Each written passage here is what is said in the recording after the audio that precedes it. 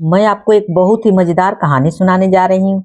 एक दिन बादशाह अकबर ने ऐलान किया कि जो भी मेरे सवालों का सही सही जवाब देगा उसे भारी इनाम दिया जाएगा।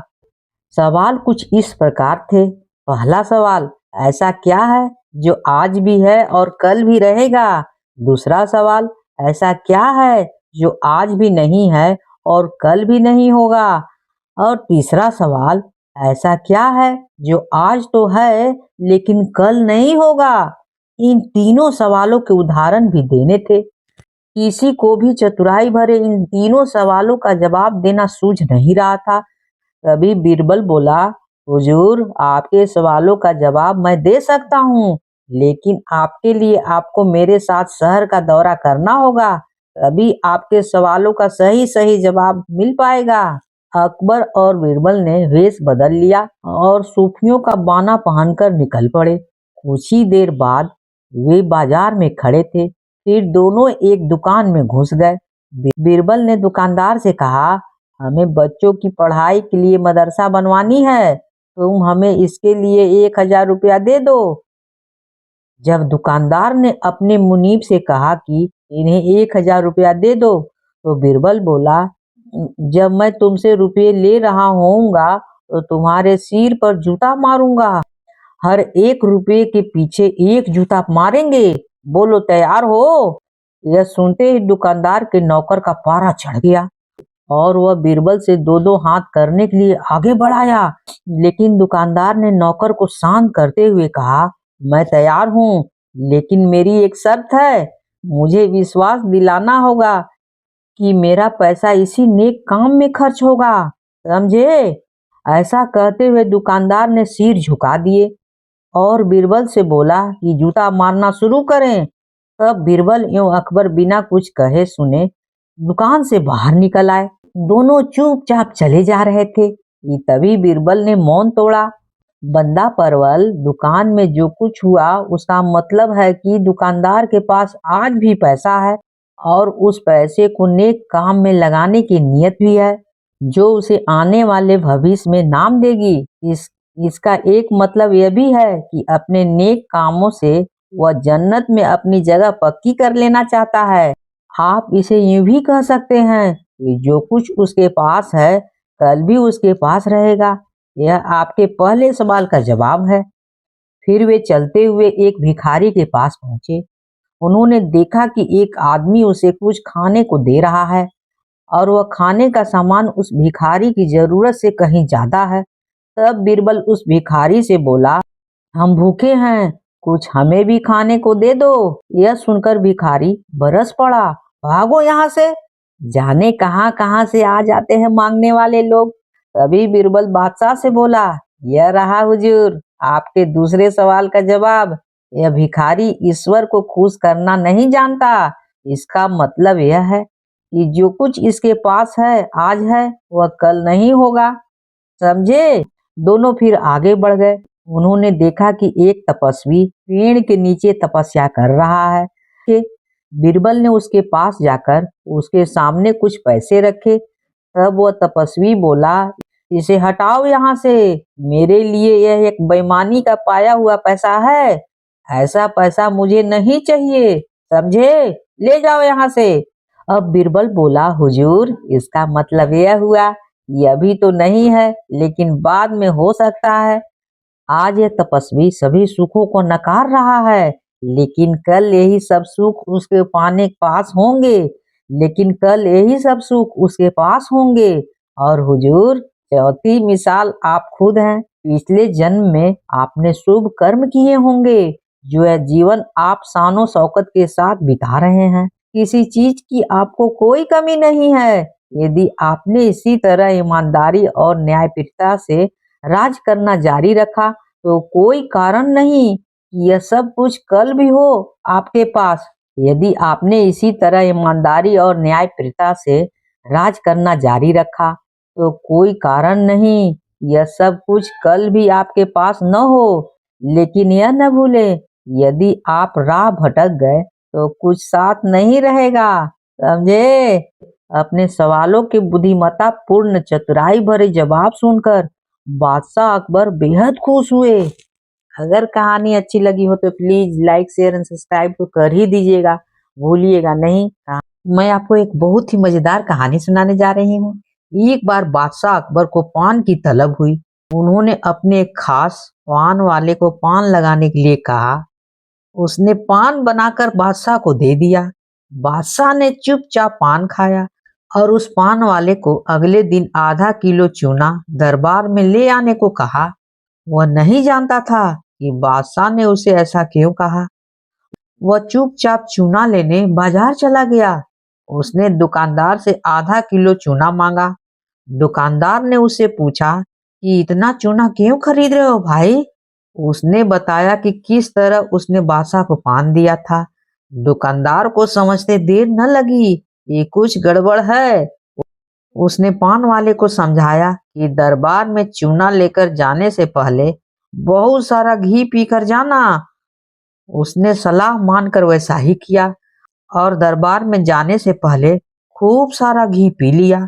दरबार में पहुंचने पर बादशाह ने उसे सारा चूना खाने को कहा। वो हैरान रह गया। उसे उम्मीद न थी कि बादशाह ने उस चूने को इसलिए ही मंगवाया था, लेकिन वह तो इसके लिए तैयार था, इसलिए उसने सारा चूना खा लिया। इसके बावजूद उसे कुछ नहीं हुआ। तो बादशाह ने उससे कारण जानना चाहा। उसने अपनी और दुकानदार की बातचीत के बारे में बादशाह को बता दिया।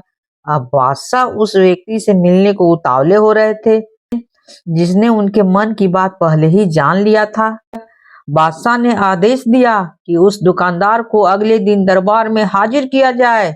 अगले दिन उस दुकानदार को दरबार में लाया गया। बादशाह ने उसे पूछा कि वह उनके मन की बात कैसे समझ गया, बताओ। तब दुकानदार ने कहा, हुजूर, जब यह आदमी मेरे पास चूना खरीदने आया था तो मैंने इससे पूछा कि इतने चूने क्या करोगे, इतने चूने कहाँ इस्तेमाल करोगे। इसने मुझे बताया इसने आपको पान बनाकर खिलाया है और फिर आपने उसे चूना लाने का हुक्म दिया। तब मुझे समझते देर न लगी कि जरूर गलती से इसने पान में चूना थोड़ा ज्यादा लगा दिया होगा, जिसे बादशाह के मुंह में छाले हो गए होंगे और इसी का एहसास कराने के लिए आपने इससे चूना मंगवाया। मैंने इसे सलाह दी कि दरबार में जाने से पहले घी पी कर जाना, जिससे अगर तुम्हें चूना खाना भी पड़े तो उसका असर कम हो जाएगा। यह दुकानदार और कोई नहीं, वही बीरबल थे। अगर कहानी अच्छी लगी हो तो please like share and subscribe जरूर कर दीजिएगा, भूलिएगा बिल्कुल नहीं। मैं आपको एक बहुत ही मजेदार कहानी सुनाने जा रही हूँ। तभी बीरबल ने देखा कि एक मोटा सा आदमी शर्माता हुआ चुपचाप एक कोने में खड़ा है। बीरबल उसके निकट आता हुआ बोला, लगता है तुम कुछ कहना चाहते हो, बेहिचक कर डालो, जो कहना है मुझे बताओ, तुम्हारी क्या समस्या है। वह मोटा व्यक्ति सकचाते हुए बोला, मेरी समस्या यह है कि मैं पढ़ा लिखा नहीं हूँ, मैंने अपनी शिक्षा पर ध्यान ही नहीं दिया, मुझे खेद है। मैं भी समाज में सिर उठाकर सम्मान से जीना चाहता हूँ, पर अब नहीं लगता है कि ऐसा कभी हो पाएगा क्योंकि मैं पढ़ा लिखा हूँ नहीं। बीरबल ने बोला, नहीं नहीं, कोई देर नहीं हुई है, ऐसा जरूर होगा। यदि तुम हिम्मत न हारो और परिश्रम करो, तुम में भी योग्यता है। बीरबल ने कहा, लेकिन ज्ञान पाने में तो सालों लग सकते हैं। उस मोटा आदमी ने कहा, मैं इतना इंतजार नहीं कर सकता हूँ। मैं तो यह जानना चाहता हूँ कि क्या ऐसा कोई तरीका है कि चुटकी बजाते ही प्रसिद्धि मिल जाए। प्रसिद्धि पाने का ऐसा आसान रास्ता कोई नहीं है। बीरबल बोला, यदि तुम वास्तव में योग्य और प्रसिद्ध कहलाना चाहते हो तो मेहनत तो करनी ही होगी, तो ही कुछ समय के लिए। यह सुनकर मोटा आदमी सोच में डूब गया। नहीं, मुझ में इतनी धैर्य नहीं है। मोटे आदमी ने कहा, मैं तो तुरंत ही प्रसिद्धि पाकर पंडित जी कहलाना चाहता हूँ। ठीक है, बीरबल बोला, इसके लिए तो एक ही उपाय है। कल तुम बाजार में जाकर खड़े हो जाना, मेरे भेजे हुए आदमी वहां होंगे जो तुम्हें पंडित जी कहकर पुकारेंगे। वे बार बार जोर जोर से ऐसा कहेंगे, इससे दूसरे लोग का ध्यान उस ओर जाएगा, वे भी तुम्हें पंडित जी कहना शुरू कर देंगे। ऐसा होना स्वाभाविक भी है, लेकिन हमारा नाटक तभी सफल होगा जब तुम गुस्सा दिखाते हुए उन पर पत्थर फेंकने लगोगे या हाथ में लाठी लेकर उनको दौड़ाना होगा तुम्हें। लेकिन सतर्क रहना, गुस्से का सिर्फ दिखावा भर करना है तुम्हें। किसी को चोट नहीं पहुंचनी चाहिए, समझे कि नहीं समझे? उस समय तो वो मोटा आदमी कुछ नहीं समझ पाया और घर लौट गया। अगली सुबह वो मोटा आदमी बीरबल के कहे अनुसार व्यस्त बाजार में जाकर खड़ा हो गया। तभी बीरबल के भेजे हुए आदमी वहां आ पहुंचे और तेज स्वर में कहने लगे, पंडित जी, पंडित जी, पंडित जी। मोटे आदमी ने यह सुनकर अपनी लाठी उठाई और भाग पड़ा उन आदमियों के पीछे, जैसे सच में ही पिटाई कर देगा।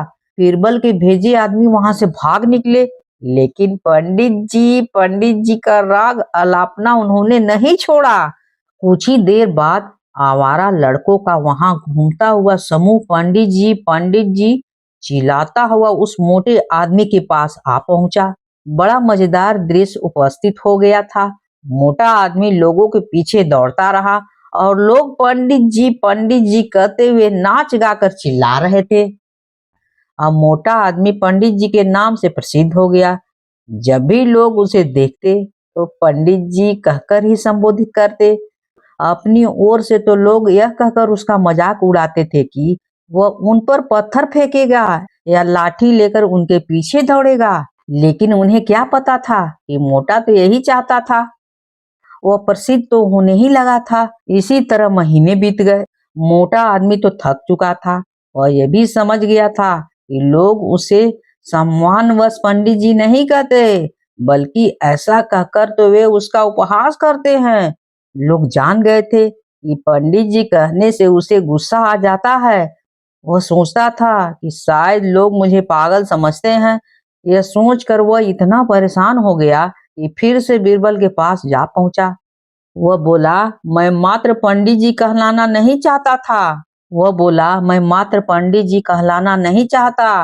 वैसे मुझे स्वयं को पंडित जी कहलवाना पसंद है और कुछ समय तक यह सुनना मुझे अच्छा भी लगा।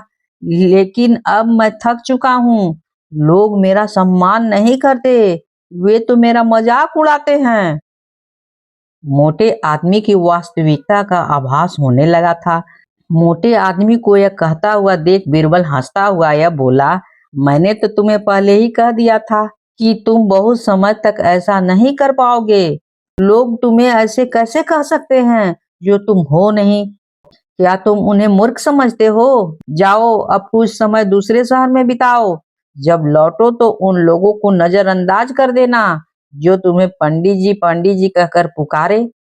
एक अच्छे सभ्य व्यक्ति की तरह आचरण करना। शीघ्र ही लोग समझ जाएंगे कि पंडित जी कहकर तुम्हारा उपहास करने में कुछ नहीं रखा और वे ऐसा करना छोड़ देंगे। मोटे आदमी ने बीरबल के निर्देश पर अमल किया। जब वह कुछ माह बाद दूसरे शहर से लौट कर आया तो लोगों ने उसे पंडित जी कहकर परेशान करना चाहा, लेकिन उसने कोई ध्यान नहीं दिया। अब वह मोटा आदमी बहुत खुश था कि लोग उसे उसके असली नाम से जानने लगे। वह समझ गया था कि प्रसिद्धि पाने की सरल राह कोई नहीं है, इसके लिए मेहनत करनी पड़ती है। अगर कहानी अच्छी लगी हो तो please like, share and subscribe जरूर कर दीजिएगा। भूलिएगा बिल्कुल नहीं। कहानी होती है समाप्त।